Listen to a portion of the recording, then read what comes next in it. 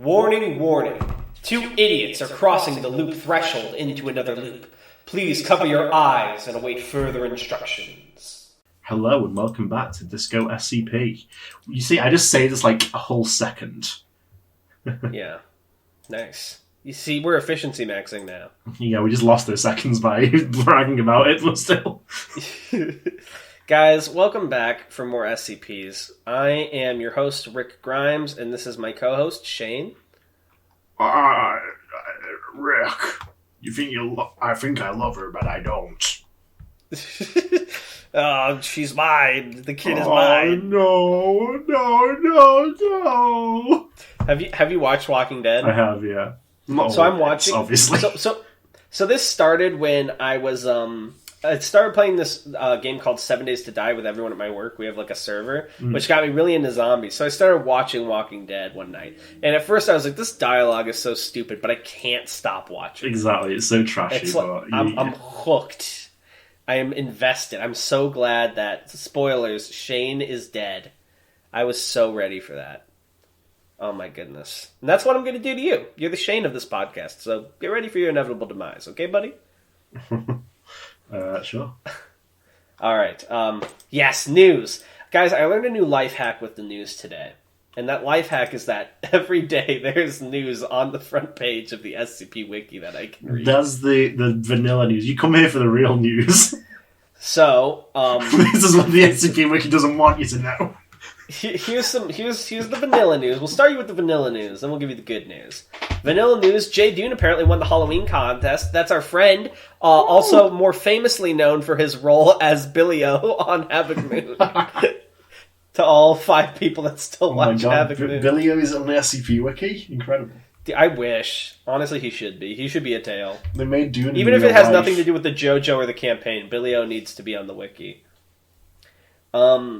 Also, looks like... looking at Dune's profile, looks like one of the admins was a big fan of Havoc Moon. Also, it looks like the Korean and Japanese branches of the Wiki are having 1,000 contests for growth and fantasy. Fantasy, isn't that the one everyone's been begging for on EN? Yeah, one loves... That one would just go to Cactus, I think. It would actually be crazy if it didn't, if someone totally upset the fantasy contest. That'd be fun, I think. Are you alright? Am I being problematic or something? What's going on? Actually, so it's so problematic. I'm cringing and dying. I wasn't sure. Okay, now real news. If you didn't hear, Twitter is having issues now. It died. It's dead. Well, everyone seems to act like the site. Everyone's acting like it's going down in 60 seconds, and you need to get the last message out. Which we all know is not Everyone happening, keeps tweeting as if it's the last message. Guys, if Twitter goes down, you can find me on Discord. We don't already find me at a special place. It's a little overdramatic, but that's what the SCP community is best at. Other news is there's a trend going around, which is giving honest opinions. Have you seen that? This is fucked up because I only replied to one and they never got back to me, so I can only assume that their opinion of me is so vile they cannot broadcast it. I can't do this trend because my opinions, I think, would be too mean. So I'm holding. I just don't have that many opinions on people, so I can't do it. That's even more based, actually. It's all right. I don't care. Yeah. Is there anything else relevant in news we need to go over? Not that I know of.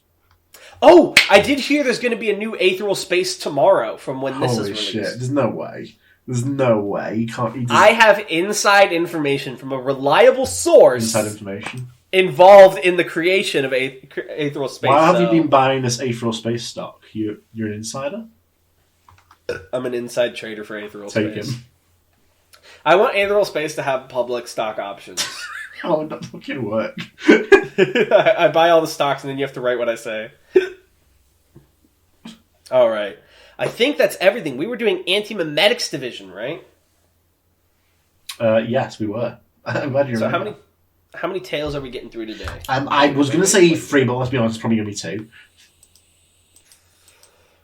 Let's make that 1. I don't know about that, Chief. But yeah, we're getting back into Anti-memetics division. Are you excited? Yes. I'm so excited. I fucking love this series. I love Quantum. and I'm ready. Is that your honest opinion?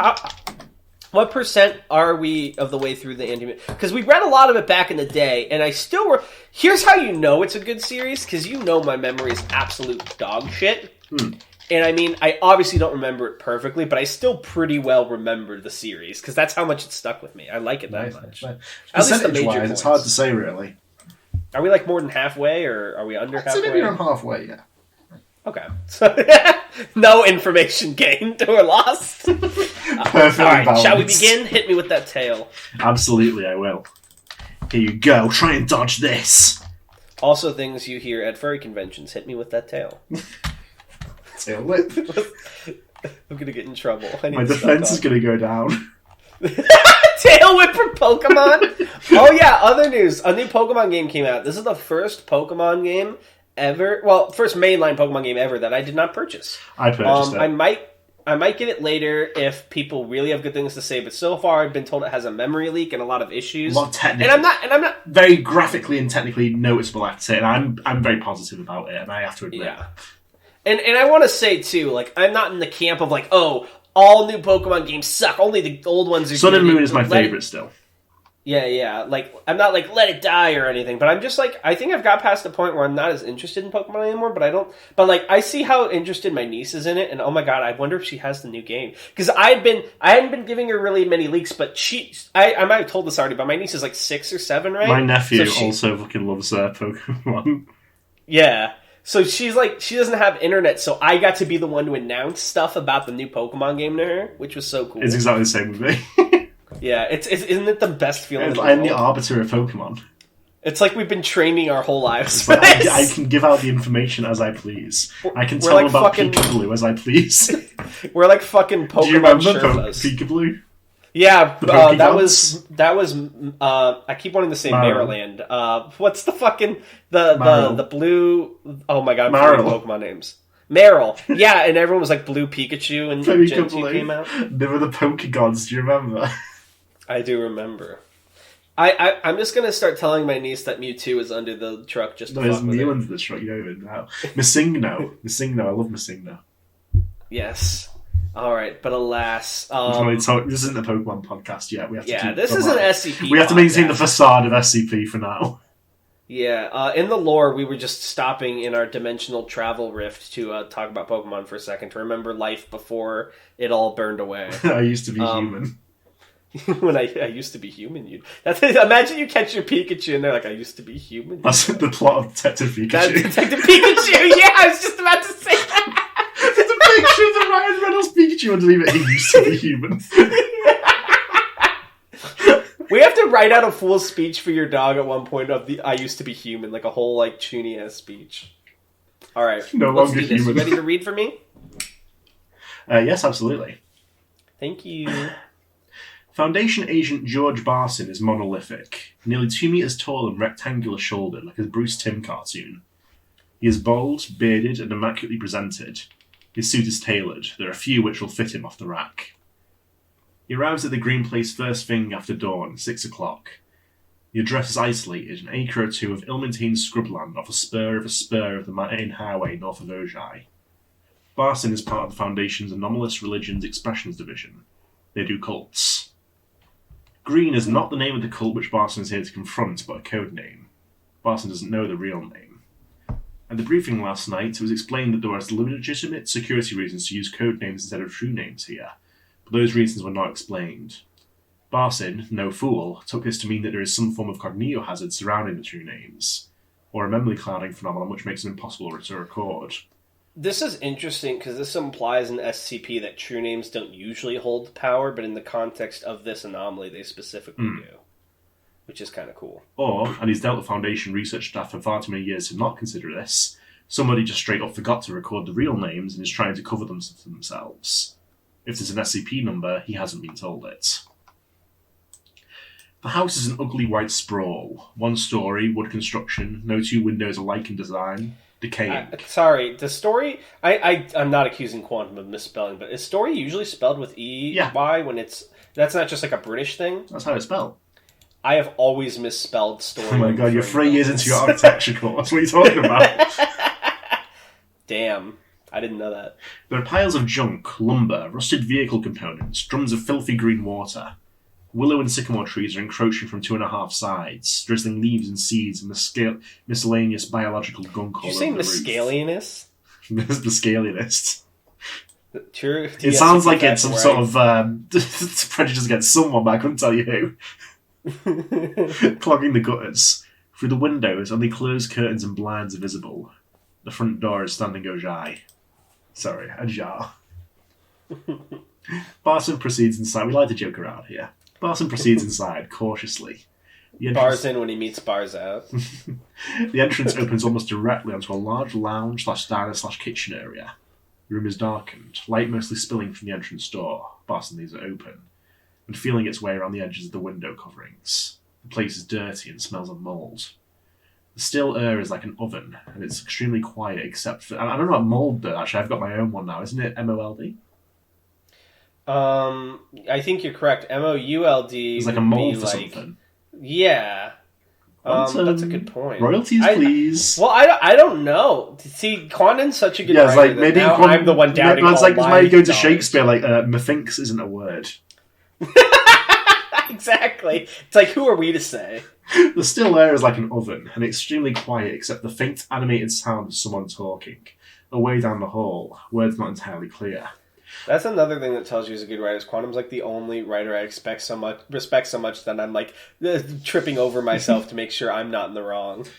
Wasps and yeah, it's going to be sharp inside. When you're made to move, that sloical adulf you'll bleed from. Barson goes down the hall, passing a wall decoration which was once a mirror but has been completely painted over in black. Okay, I thought I had a seizure for a moment. What's Sloiquiller Dulth? You don't know? No. After a brief search, during which he ascertains that the rest of the house is empty, he comes to the final room. This door is closed, but the focused rambling is coming from inside. At home, it's super easy. I'm going to give you something. An easy 2-part project for you to take away. And don't forget Alpha Amph below. Part 1. Find someone weaker than you. Barson knocks loudly twice. The patter stops. Nothing else is heard. Barson opens the door. The room is dark, its window blocked with a thick curtain. There's a computer desk in the corner opposite the door, about as cluttered as a desk can realistically get. Strewn with partially disassembled hardware, USB keys, chocolate wrappers, scraps of paper, ballpoint pens. There's a gaming mouse, unable to move for junk. There's a good quality video camera set up, a monitor, video feeds on the monitor, dust. There's a cheap skeleton swivel chair in front of the monitor. And Average Twitch streamer setup. It's XQC. And a young man of about 20 slouched uncomfortably in the chair. He is skinny, with discoloured pale skin, which Barton thinks could be caused by malnutrition. Oh my god, it is XQC. That's what I'm saying. What are you doing, Dud? What? He has what was at one point a stylish, fashionable haircut, but is now in some disrepair.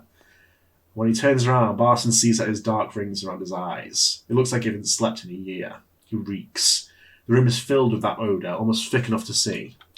You. In the same way that the anomalous viral/religious phenomenon, the cult gathering around and above this young man like an anvil cloud, is named Green, he himself is named Red. Good morning, Barson says. We saw your streams. The youth pulls his headphones down. The fuck are you? My name's George Barson. I'm part of an organisation which... Red launches out of his chip. You're supposed to use his true name, you fool! No, he wasn't allowed to know their true names. Red launches out of his chair like a rabid greyhound from a cage. He comes fist first, losing the headphones. Barson shifts his weight slightly to the left, leaning away from the punch. He catches Red's arm and pulls it forward violently, deflecting the attack's momentum and bringing the youth teeth first into the door frame. Red stumbles back, crouching. He finds his footing swiftly. Froth is developing at the corners of his mouth, mixing with blood. Scrambling around the junk on the floor, he puts his hand on a soldering iron. I know. I'm so sorry I keep interrupting, but we were just talking about Pokemon. I'm just imagining like Red from like the top of Mount Cinder. As Red comes forward again, Barson waits a critical split second trying to trace the iron's cable to figure out whether it's plugged in and hot or not. It's not, but that's a distraction that Red gets right up there, driving the iron up into Garthen's gut with both hands. There's an electronic screech and a spark of orange light. The iron holds Barson's shirt while skitters off his abdomen, opening a long tear. There's bare skin underneath. His shield is invisible, partly mythical, and protects his seemingly exposed head just as well as the rest of him. Aether. I want a mythical shield. He's using his Aether. He's got fucking orange-colored arm. Like, Sorry, in but I've MMO used when the you get, like, the hero orange lights. name? That's a reference you all won't get for a while. Yeah, that's deep fucking Aetheril Space lore that you will never know. Yeah, you have to watch 9 arcs of Aetheril Space to get that. Barson takes Red in a headlock. Some haphazard kicking ensues, less well choreographed. Red has a demon's energy behind him, but Barson has, to be blunt, arrived prepared. Oh my god, is he Batman with prep time? In a few more moves, Red is disarmed, stunned, flat on his back, and good for nothing. Barson takes stock. The number of genuine fight-for-your-life fights he's been in is still in single digits. This one ranks about in the middle. 15 seconds of activity, both of them made mistakes. A learning experience. And I'll dispense with the introductions, he says to Red. The live streaming vector was novel, we hadn't seen that before. Very effective compared to the generic self-help book and walled compound model. You get 1 point for originality out of 10. Oh no! This guy goes by the Tanhoney please, rule of no rating. bonus, please no bonus stars. But we predicted it decades back and had the containment procedures ready to go. We have people at streaming services. As I speak, we're locking you out of your account. Isn't that right, Dr. Disrespect? We're using your own channels to distribute inoculation codes. Barson tries to tidy his shirt up. It's not going to work. Never mind.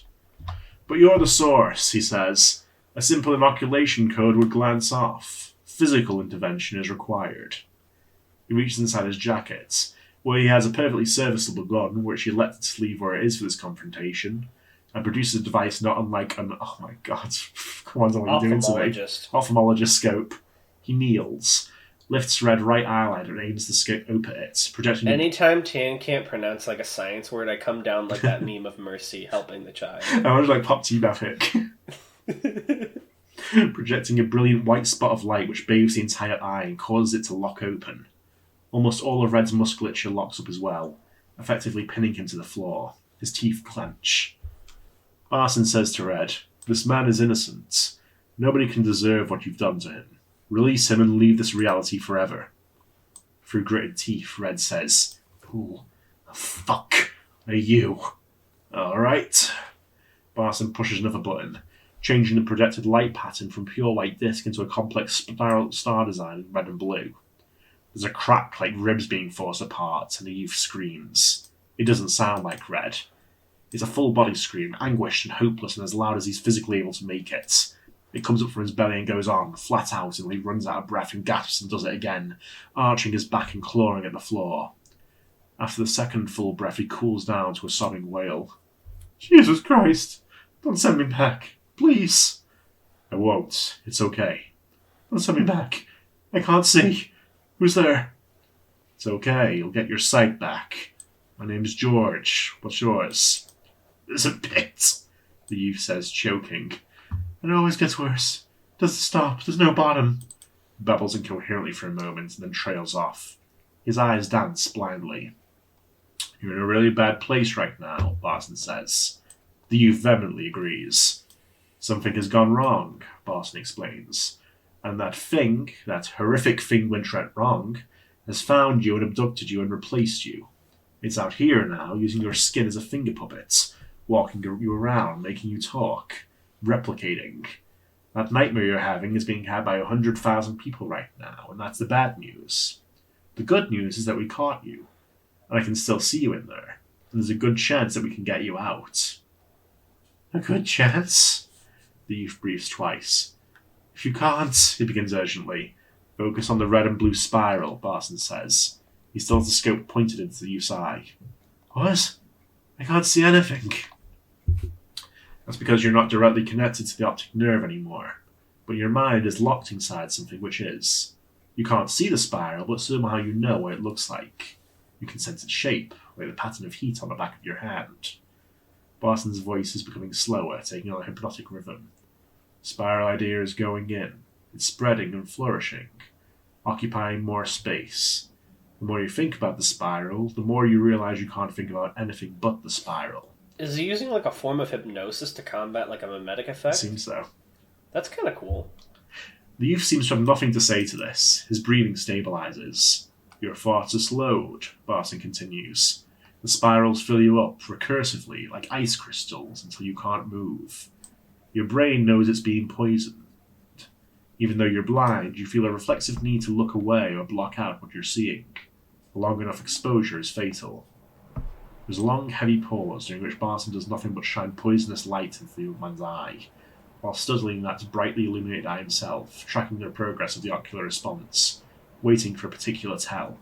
It's not a clear-cut thing, there's a small amount of guesswork. He waits until he's sure. Finally, he releases the button on the scope, shutting it off. The youth is now completely inert. Popcorn. Barson stands up, knees creaking. He relaxes, sighs. His shoulders untense a little. He puts the scope away. You can think of this as a memetic chemotherapy, he says. He says it to himself, mostly, to fill dead air. The young man can only hear pink fuzz now. The spiral symbol is an elementary cognito poison. A long exposure is fatal, but a just barely non-fatal exposure is recoverable. You will recover from this poison, and Red cannot. You will survive, and Red will die. Because you, my man, are an intelligent, creative human being. And Red is... He reflects on his briefing, and what he knows of the green phenomenon, and the 100,000 people suffering and raving inside it right now. They're in all parts of the globe. He has seen some photographs of what takes place in homes occupied by Red's appalling messages. He's heard a strictly limited amount of highly redacted audio. Dispassionate people make better field decisions. That's the rule he was always taught. But remaining dispassionate is harder on some days than others. A piece of shit. Barson potters around the room for a little while, taking a closer look at some of the computer hardware. Nothing notable there, although he finds a stand for the soldering iron. There's also a narrow camp bed in the room, with a bedraggled sleeping bag. He clears the sleeping bag away and loads the youth onto the camp bed, in a recovery position. He pulls the curtain open. It's an obnoxiously sunny day, and the sun is aimed right in through that window. Finally, Barson picks up the swivel chair and settles into it, on the far side of the room, where he can keep an eye on his patient. He pulls a Foundation-issued phone from his pocket, along with a horrendously tangled pair of cheap earbuds, which he begins to untangle. He relaxes into his monologue. It's not as if anybody's listening. Fact is, I didn't need to come here. There's more than one way to physically intervene when something like green comes around. You know what the original plan was when we found out about you? Orbital laser cannon to the top of the head. We can do that, my man. From time to time, your house would be a circle of scorched timber with you a burnt marshmallow at the middle of it. That's our latest methodology for dealing with virulent, single culpability memetic anomalies. We do it at arm's length, at the longest possible distance, unblinkingly and unfeelingly, and to hell with the details. It's brutal, impersonal, very expensive in orbital laser maintenance. We say to ourselves that it's effective. Maybe it is. I'm not at that level. I don't get to see the statistics. But what I do know is that we can always do better. And I looked at the file, and I looked at you, and I took a long shot. Honestly, I'm a very small guy in the grand scheme, but I stood up in a pretty intense meeting with people who I don't really have the authority to say anything to, and I said to them, this is a paraphrase, there's a completely innocent kid at the center of this. He doesn't deserve this. At minimum, we've got to make the gesture. A shadow passes across the room. Barson looks around briefly, but whatever it is gone. He thinks nothing of it. And then I also said, if it works, it'll save us a boatload of money. I think that part was the part which got their attention, but I got the thumbs up. So here I am, trying to save your life the hard way instead of just atomizing it. It'll probably take all day. 6-10 hours. Don't worry, I have podcasts. The scoring SCP. Is it our podcast? Please be all podcast, Boston. Actually, that'd probably be bad for us if he's like in the Foundation and he hears us reading all this. They already know we're in the room, reading them over the intercom. What more can they do? Yeah, what's he going to do about it? He finishes untangling the earbuds and screws the first of them into his left ear. Fuck.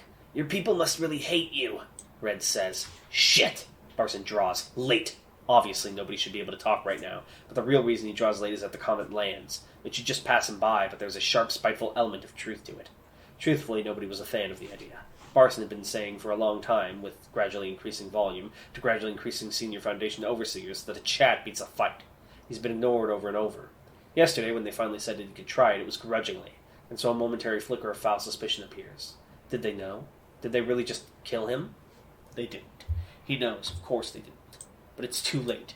As he fumbles the gun out, Red has already sat up, grinning like a ventriloquist's puppet, and turned his head to look right at Barson. They make eye contact, and this time Red's eyes are open all the way. allowing Barson to see straight through to what's on the other side. Green comprehension leaps out of the pit at Barson and grounds itself in the back of his skull. He recoils instinctively, breaking the connection and covering his eyes. He stumbles, falling backwards out of the chair and into the corner of the room. His orange crystalline shield fluctuates, panicking in its own way because of what just passed through it. Intermittently, it turns impermeable, cutting off Barson's frantic breathing. Then it snaps off and dies. Barson doesn't have the training to fully comprehend the idea complex he was just exposed to. He has a basic level of practical memetics training. He can administer the spiral treatment and a few others, and protect himself from certain attacks which would knock a generic human over like a domino. But he's an entry-level practitioner, not a specialist, not a scientist. The sheer scope of Green is beyond his ability to comprehend. He feels like one of the men Lewis Slotin irradiated, a Demon Core criticality witness.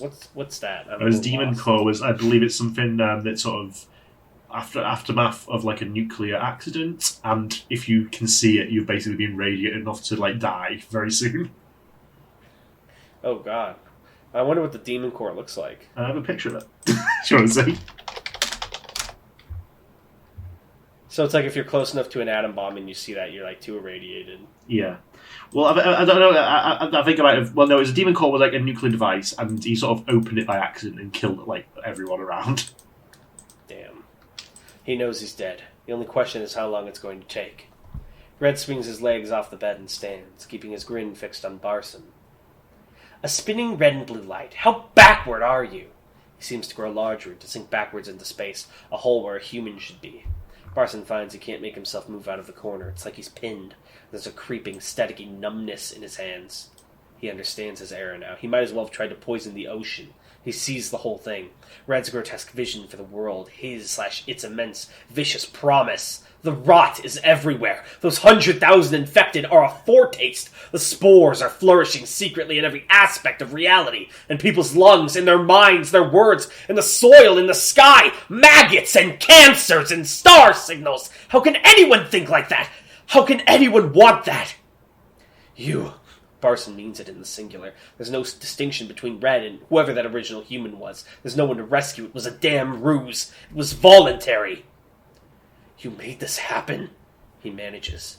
It didn't abduct you. You invited it, hacked your own soul in half, and offered the pieces up for no reason at all. You've latched yourself onto the front of something unimaginable. You can't comprehend how badly this is going to end. You've murdered yourself. Red advances on him. Gun. Barson's mind is disintegrating, but it gets that one word out. Gun! It's on the floor between them, gleaming in the shaft of orange light pouring out of the window. Barson fights himself and wins and lunges for it, only then finding that the creeping numbness in his extremities isn't just affecting his hands, it's affecting his own ability to perceive them. He doesn't know that it's a minor anti-memetic clouding effect. All he knows is that there's a stump at the end of his arm, both arms. The gun is inoperable. All he can do is push it around the floor. He shouts miserably and helplessly. Red laughs and doesn't even bother to kick it away. The Foundation will stop you, Barson manages like a mantra. Red cocks his head, as if he knows the word foundation from somewhere. Are all of them as weak as you? He concentrates. I'm only the fourth strongest memetic warrior. Marion Wheeler. Hutchinson. Comprehension goes both ways. Barson dimly understands what Red represents, which means Red, in turn, dimly understands what Barson represents.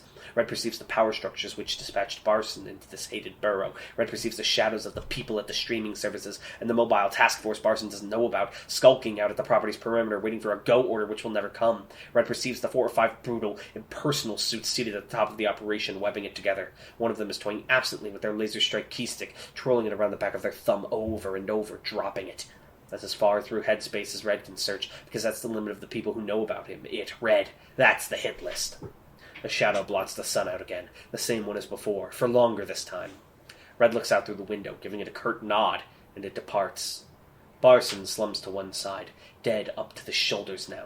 Conscious that any of these words could be his last, he says, "You think you're in control, but it's going to kill you too. We can get you out. You can help us contain it." Red crouches, still grinning. "Look at me, look!" Barson looks. He doesn't have a choice. It hurts. Red makes sure he's being heard loud and clearly. "No. Saying 346 Semection," Barson whispers. Red blinks. "What?" Something bleeps. "A star," Barson says. "A star." "Shit!" Red looks around, suddenly genuinely alarmed. The phone! He lost track of Barson's phone! He finds it beneath the bed. He snatches it up. There's a voice authentication interface, and authentication is nearly complete. Stop, cancel, undo! Nothing happens. Wrong voice. He drops the phone, scrabbles for the gun. Zelgi Enoyor! Fire! Barson says. Red puts a bullet through the phone, and a second through Barson's skull. He looks up at the ceiling, waiting, still alarmed, and he waits. But nothing else happens. No, it was too late. He didn't make it in time. I didn't want to interrupt the badass story, but Scarlet Rot much? Before Scarlet Rot was a thing? That was really good. Quantum always knows how to knock it out of the park. Fucking 13 out of 10. What else can I say?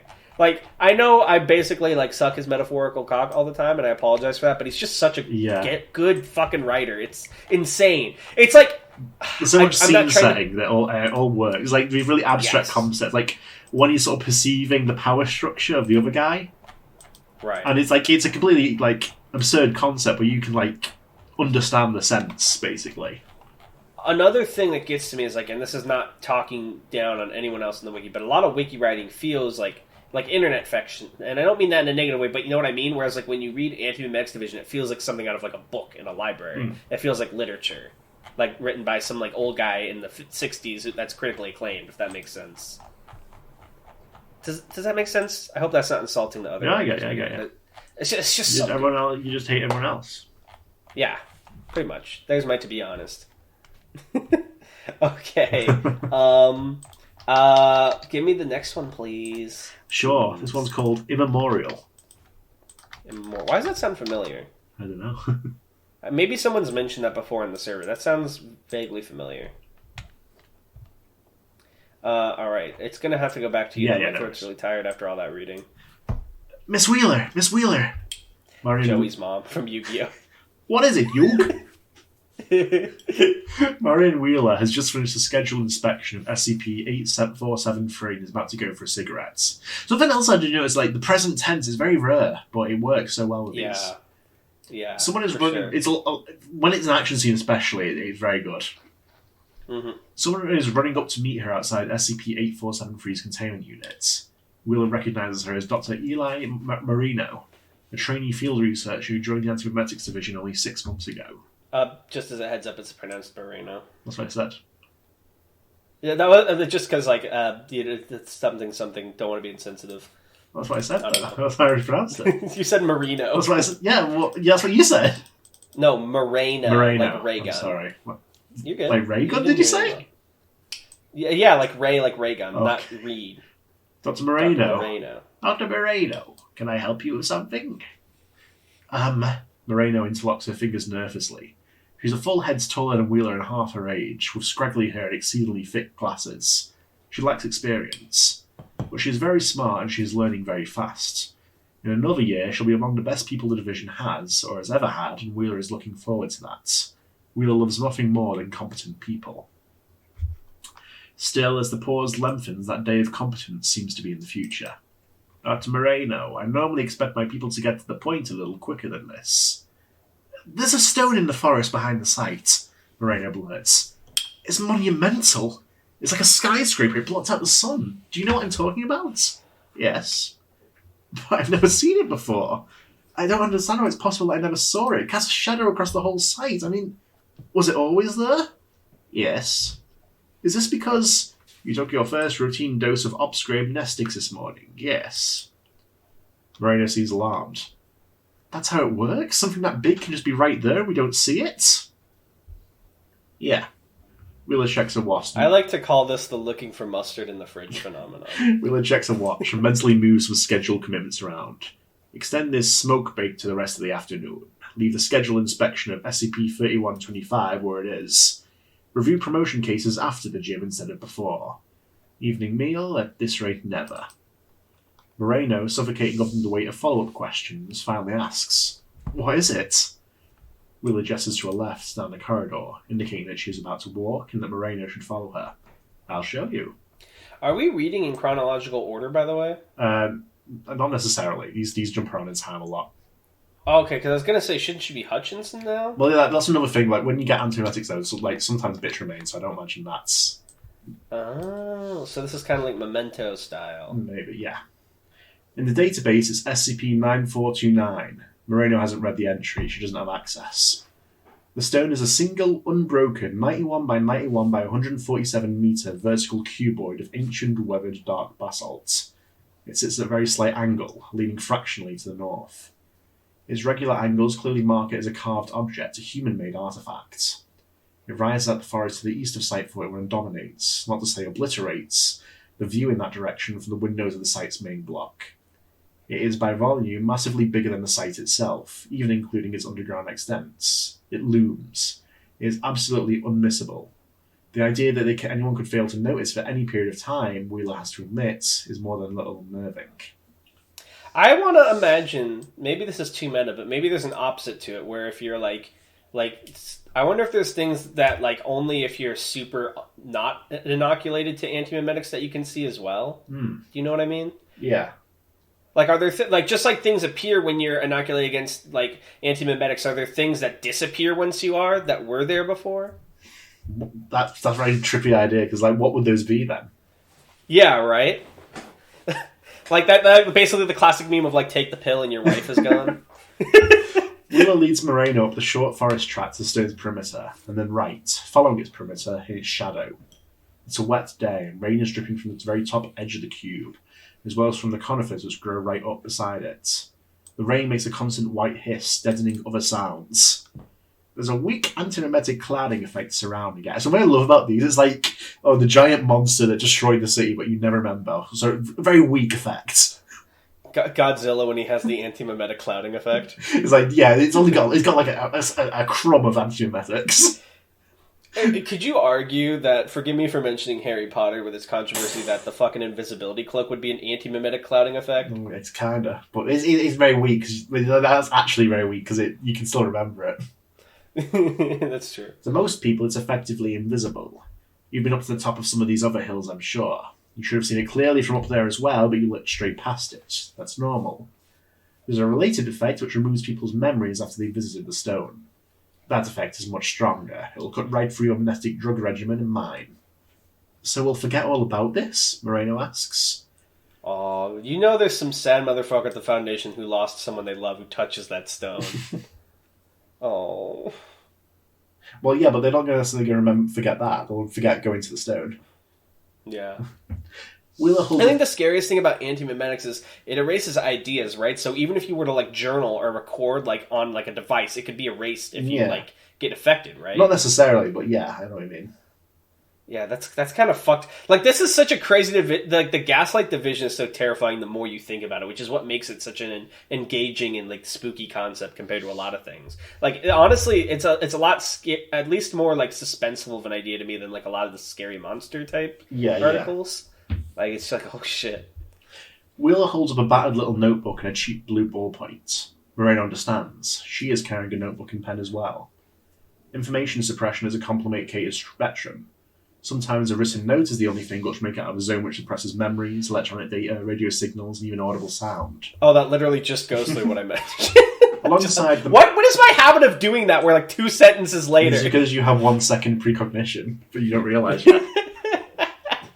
Alongside the mandatory Foundation issue brick phone, many Anti-memetics division operatives habitually carry some combination of an instant camera, a mechanical tape-driven dictaphone, a notebook, a walkie-talkie. Not that Moreno was expecting to need anything today. Of course, Wheeler continues, one side effect of the clouding is that I don't exactly remember the way. I guess we could set up signposts, but somehow it never gets done. Not because of anti-memetic effects, you understand, it's plain laziness. This looks like the way up. They come to a passage in the side of the stone. In fact, it is not a passage, but a tremendously deep groove, cut all the way from the top of the cube to its base. A slot with a thin line of overcast sky visible overhead and steps leading up. Wheeler begins to climb and Moreno follows. Another interesting thing, I'm so sorry, but just these ideas, they're ideas that get me thinking. Like, you cannot see the thing, but it's sort of there, right? So, like, what is it you're seeing when you think you're seeing the landscape is what I always think about. Right. Like, where's your mind getting that? Let's say you, like, chuck a grenade and it explodes. Would it destroy the tower? And if so, could you be crushed to death physically, by I imagine... you never saw? Yeah, I think you could. It's not affecting That's reality terrifying. at all, it's just your perception of it. Yeah, that's so fucked. It is still there. So that also argues that perception has a tangible effect on what is real and what isn't. which is also kind of an idea in physics. They climb in silence for some minutes. Moreno stops a few times to write down a note or two, hunching over to shield her notebook from the drizzle. Then she hurries up to catch with Wheeler, who maintains a steady, indifferent pace. Sometime after Moreno has lost count of the step groove makes a 90-degree turn to the left and continues to ascend. Wheeler stops here, above Moreno, and turns to quiz her. What do you have so far? What is this place? Moreno asks. You tell me. Moreno hesitates for a moment, uncertain where this is going. She checks her notes. Well, geologically speaking, this stone is an alien. At first I thought there'd been a mountain on this spot which was excavated into the shape by human hands, but the rock itself is wrong. It's different from the mountains and hills nearly here. You'd have to travel at least 500 kilometres to find basalt like this. Which means it must... Is it basalt or basalt? I actually don't know. I think it's basalt, probably. Which means it must have been... Yeah? Sorry. Sorry, Reed. Means, awkward. Which means it must have been excavated elsewhere, maybe carved there and moved here. Wheeler says nothing, but her demeanour seems to indicate that Moreno is on the right track. Which is impossible, Moreno continues. This is a single stone. Judging from its dimensions and density, it must mass north of 3 million tons. That's now, after I could never be that fucking smart where I could calculate weight like that in my mind. And that can't be done. Human civilization cannot move objects of this size, not in a single piece. The technology doesn't exist. Correct. So how did it get here?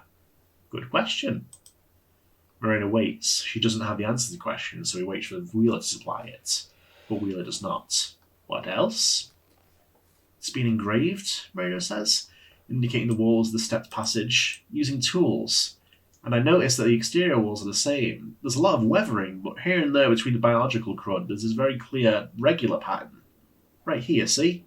Tiny vertical rectangles, like a block curse on an old computer terminal. Oh my god, are these real-life redacteds? Does this, like, have a secret in it, like in the code or something? I tried to highlight it. Okay, it's just fuckery. Or a tombstone in typography, Will suggests. Moreno blinks. Yes. It's a uniform pattern, very detailed work which would require quite good tools even by modern standards. I think this pattern is supposed to cover the entire exterior of the stone. If that's the case, the blocks are so minuscule and the stone is so large, it must have been originally hundreds of millions of them. Correct. Wheeler says again. Anything else? Moreno thinks for a minute. She stares up into the rain, reflecting on the atmosphere that the stone, or sculpture I suppose it would be able to describe, projects. Loneliness, quiet, desolation, awe, intimidation, and some fear. Although with that intimidating, fearful atmosphere, there's no sensation of danger, no threats. We consider ourselves to be a powerful culture, she says out loud. Wheeler hears this, but asks no follow-up question. Apparently satisfied, she turns and continues climbing the steps, and Moreno follows. The passage makes several more turns, carving out an erratic, squared squiggle. Moreno takes no further notes. Her knees are about ready to explode by the time they reach the top. I was going to say, how many fucking stairs are there? Yeah, that sounds like a lot of walking. I'd be done. They emerge, blinking at the light, on a wet, wind-stripped, slightly slanted plateau. There are more of the tiny tombstone indentations underfoot. The edge of the cube are some distance away, but they are not marked. The dark grey surface just ends at a straight line not far out, and the horizon itself is below it, not visible. I have an interesting theory. Yeah. What if... So you know, like, the idea of, like, erosion and, like, things, like, being carved out? Yeah. What if it's not that the basalt's been moved? What if there was a civilization, and it was all like this, and this is the last little sliver of it left? But still, how'd they get it there, though? No, but what I'm saying is, everything that's around the stone right now, like that whole area, what if it was all basalt and whatnot before, but this is like a sliver of that left, and the rest was carved down over time? Maybe not by erosion, but you know what I mean? Maybe. Like, rather than it being moved here, it's the last remnant of what was here. Interesting. This gives Moreno some vertigo, particularly since the surface tilts towards one corner and the engraved basalt underfoot is slick, wet and getting wetter. See, I love how, like, the more we read these, it's like I don't have any stupid anime references. I'm just like, oh, things, ideas. I love. There's a small cluster of Foundation scientific equipment up here. Chunky weatherproof units stacked up under a canopy. There's a table with a rugged, beaten-up computer terminal switched off. Further away is a diesel generator. Some guy back at the site is like, where'd I leave my computer?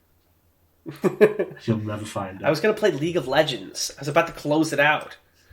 Wheeler ignores the equipment and paces away in a different direction, facing away from Moreno and out of the sky, playing with a cigarette lighter, although not actually lighting anything.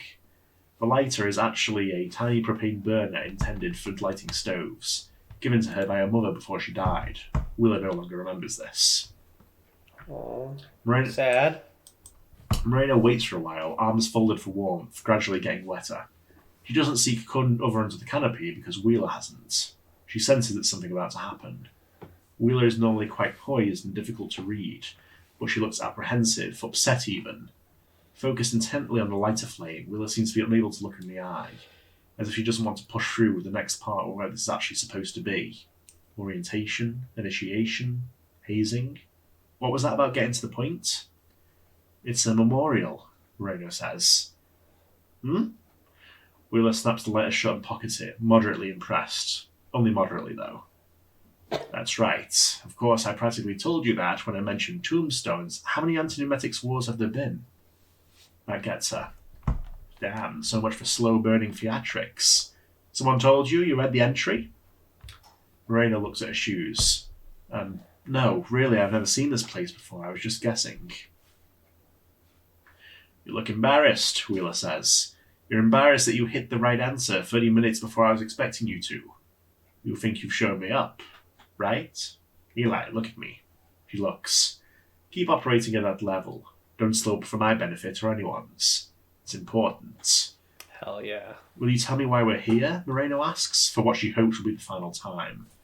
And in another part of her mind, a fatal chain of calculation starts. Oh, God. What is going on? Popcorn. How many anti-memetic wars have there been, Tan? How many times have we met in this world over and over? Only I remember the loops. Oh, that's a really sad thought. And you become my friend in every loop. This time we started podcasts to prevent some grand killing. Last time we had a game show together. But it always ends with me killing you.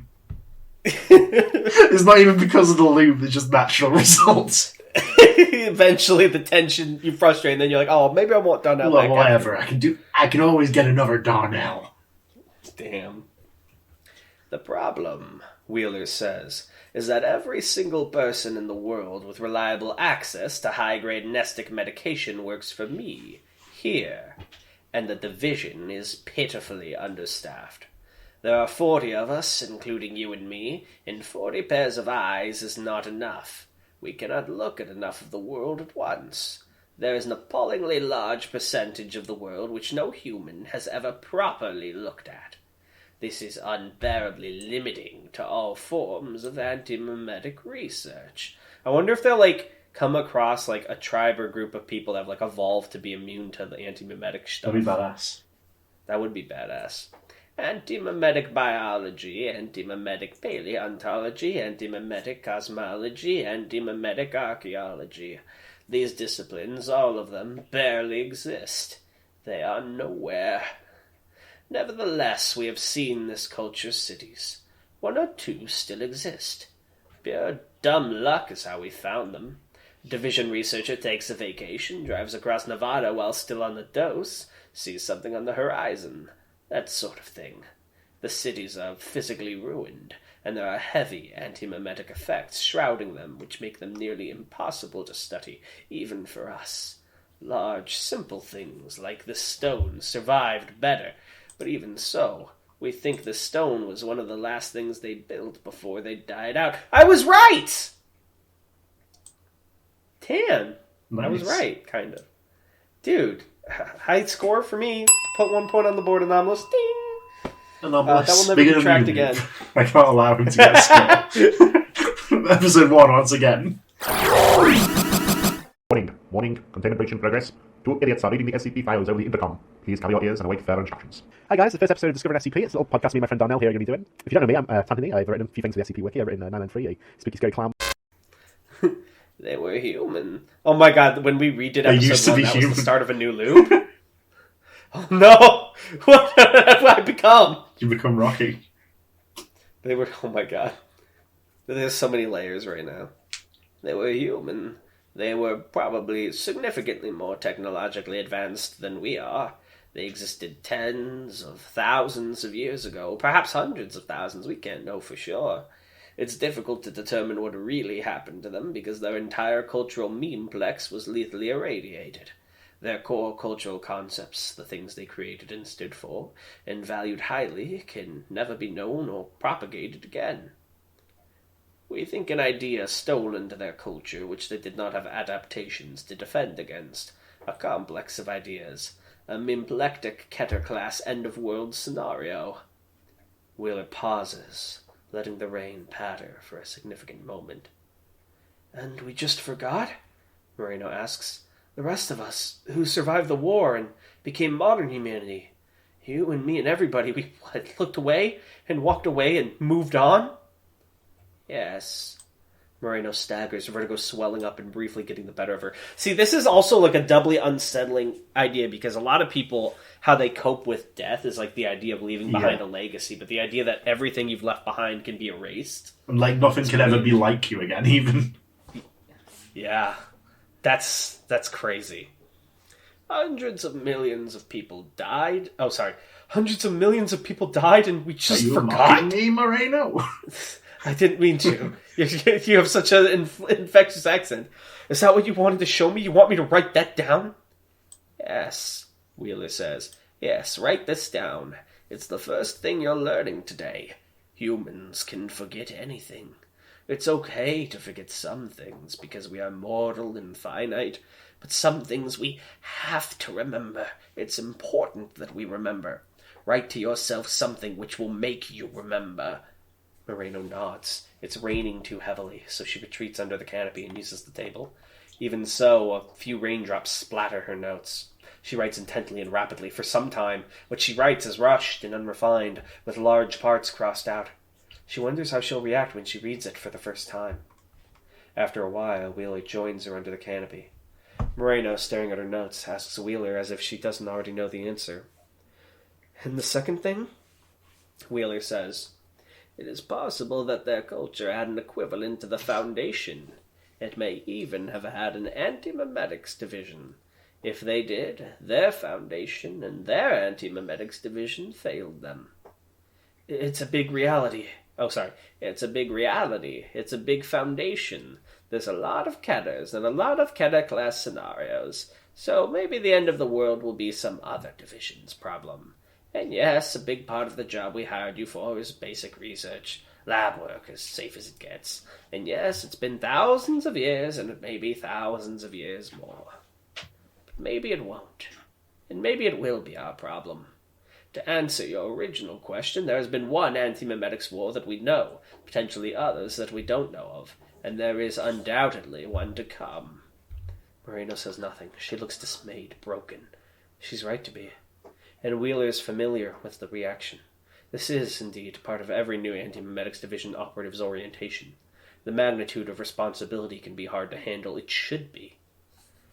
Welcome to the Anti-memetics division, Wheeler says.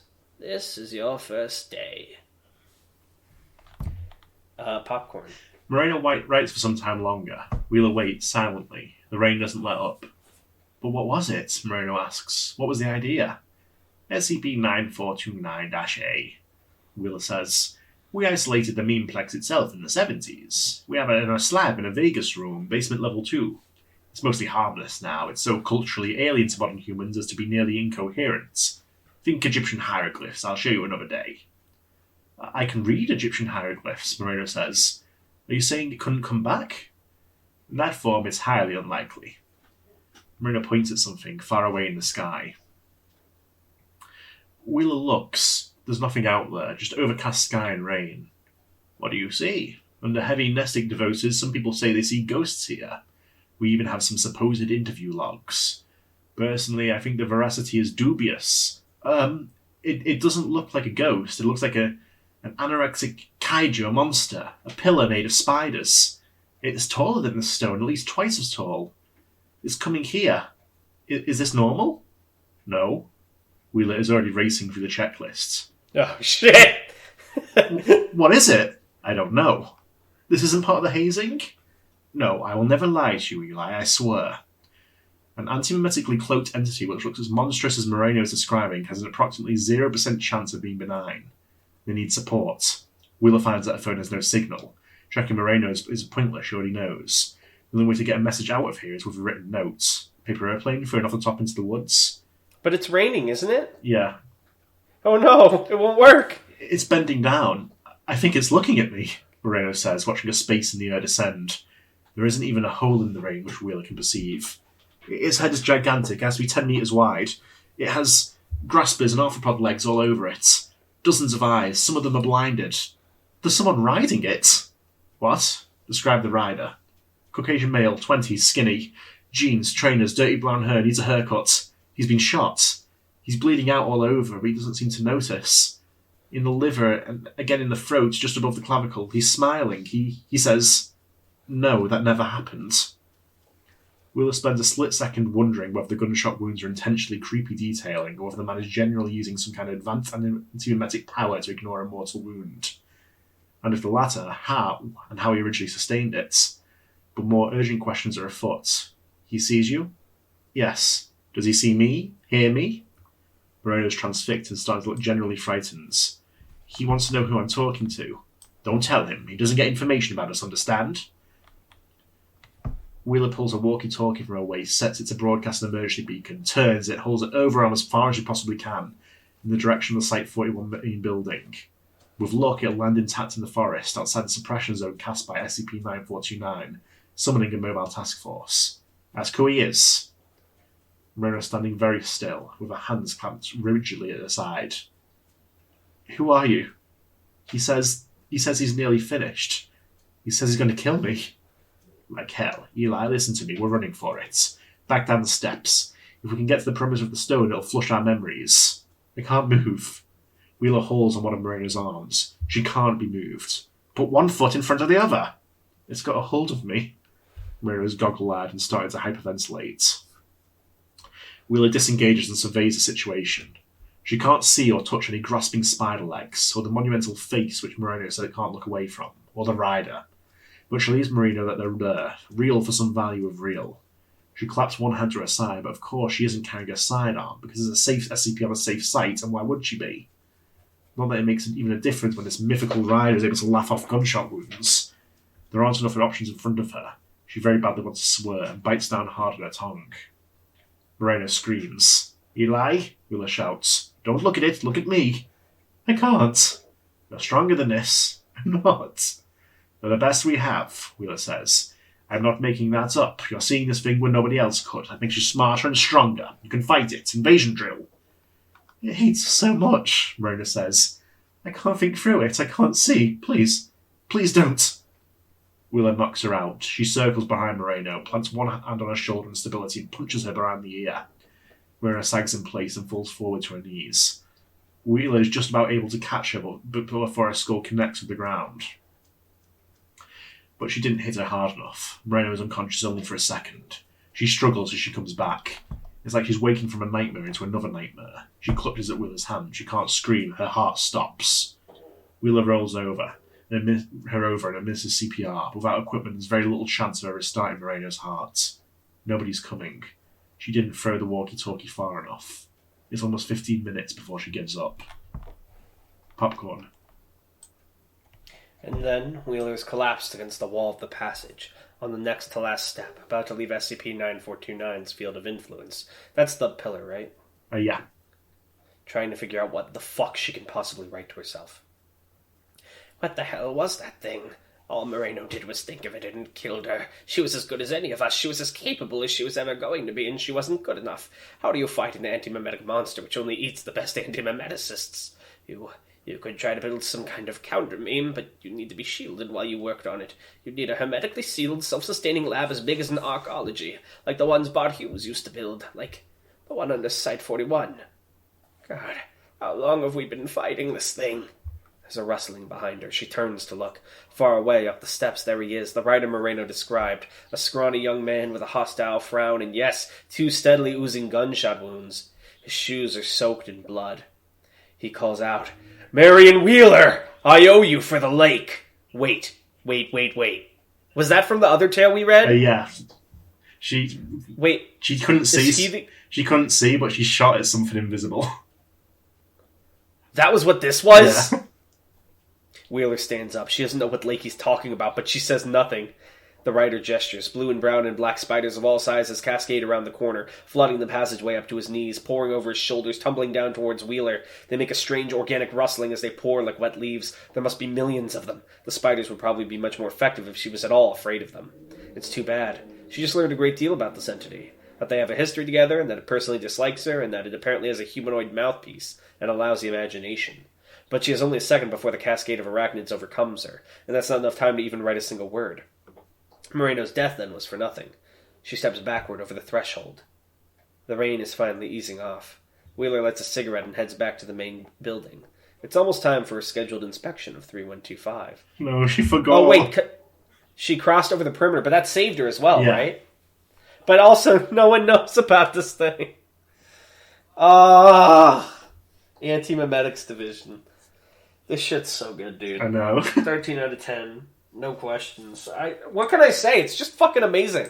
It's good. So good. I wish I could elaborate and say something really smart, like a good literature reviewer, but it's just good. I don't know what to say. Well, it needs to be said. What do you think? Give me your thoughts, Tan.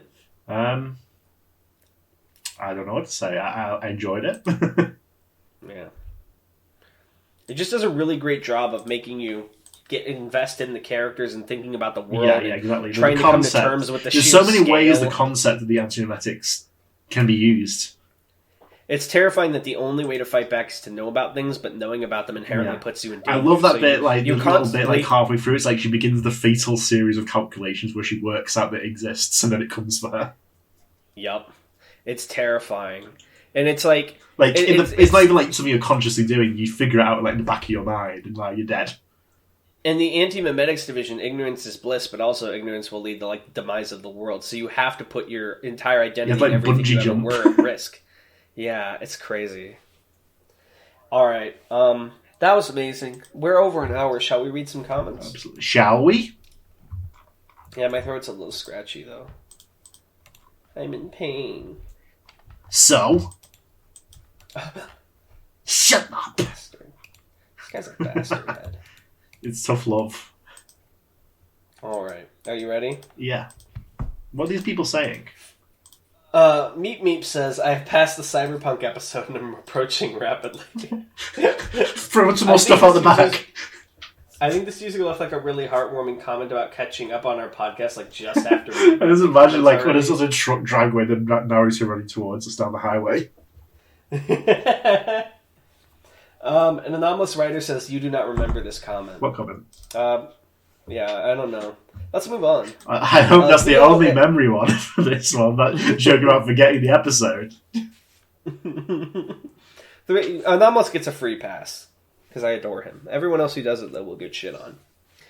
3 Yellow Arrows says, I'd watch the shit out of a DSCP puppet show. Just you guys messing around with puppets, LMAO. This guy has a puppet thing? We had a puppet thing. It was the Muppets Anti-memetics division. He doesn't remember. Also, he forgot what happened last episode. I have the most authentic reading of this series. Also, OMG, finally continuing Anti-memetics division. Very excited, smile. So are we reading in creation order? Because you said it's not chronological. This is creation order as far as I'm aware, yes. Okay. Which is the intended What reading order- order, I imagine. Right. What order are you guys going to read it in? As in, when do you think you'll read the thin, dangerous line part of the story? No fucking clue. Who knows? Comedy Man Kelp says, alright guys, I have a pitch for a new joke idea. Tell me what you think. So you know how anti-memetic anomalies make you forget information about them? What if when we were talking about them, we acted like that happened in real life? And we said things like, what's a 055 again? Or, wait, we have an anti-memetics division? Let me know what you guys think of this one, gang. I think it's got potential. Augustson, the executioner. Take him away. Grave Antilol, who put a little pronunciation guide for his name, says, I'm just popping in to say I love your podcast. I'm currently on episode 88, The Wanderer's Library. I listen to y'all while I work and when I drive to school. If you haven't covered it yet, I'd like for y'all to read SCP-4999, A Friend in Need. It's nice. Edit, I listen to you guys on Spotify. And I don't know the password because I'm not here yet. Please don't kill me. Augustson, Keep up the good work, guys. executioner. Take them away. We haven't done a password in 30 episodes. Augustson has just We been should do introduced and he's already mentioned more than most lore figures. The password this episode is August the Executioner. The Augustus the Executioner. Your password is you need to like beg for your life before him. August is like a big muscular dude with like an executioner's hood and a giant axe. Exactly. Kenji says he's never been known to speak. Kenji says literally barely related to the episode, but super long ones are the worst for me because I hear popcorn 50 times and desperately crave popcorn chicken. Darnell, shall we? Popcorn. Popcorn. Also, this episode was finger licking good, he says. I imagine he got popcorn chicken. Oh, you ready for a totally original The sponsorship by KFC had really paid off. Orchid Stream says, why would they make an episode that's completely blank? Do you get it? Do you get it, Tatum? What a joke. Sobek says, Quantum episode, let's go! Me when I read a Quantum or Hippo article. JTKC says, Anti-memetics division? Pleasantly surprised to see you guys returning this after so long. Anti-memetics division is one of the coolest stories I've read, period. I even bought the hard copy version. Can't wait for the 2025 to revisit it. I'm going to read it by getting it from the library because I hate giving Quantum That's the only place I work out. I rate this episode, wait, where am I? Shit middle good? What? Oh my god, he went to the wrong loop. Pull him out! How did you retain your memories from the past timelines? SCP says, hell yeah, more anti-memetics. What were we watching again? These fuckers. Fucking Comedy Man Kelp had it by, exactly. had it by the balls. He knew. Good one, Comedy Man.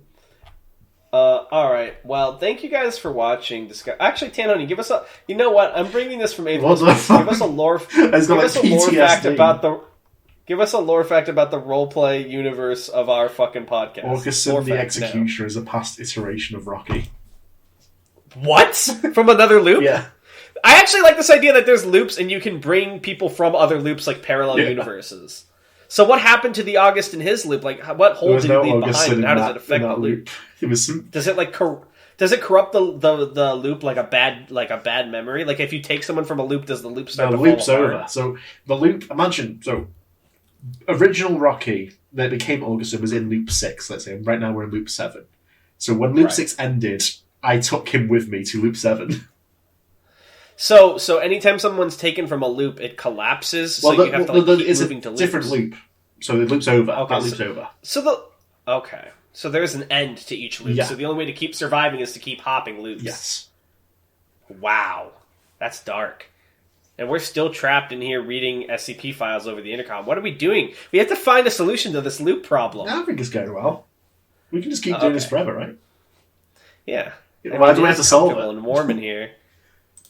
All right, guys, let's leave this to Marion Wheeler. We'll see you all next time on Discovering SCP. Bye. Bye.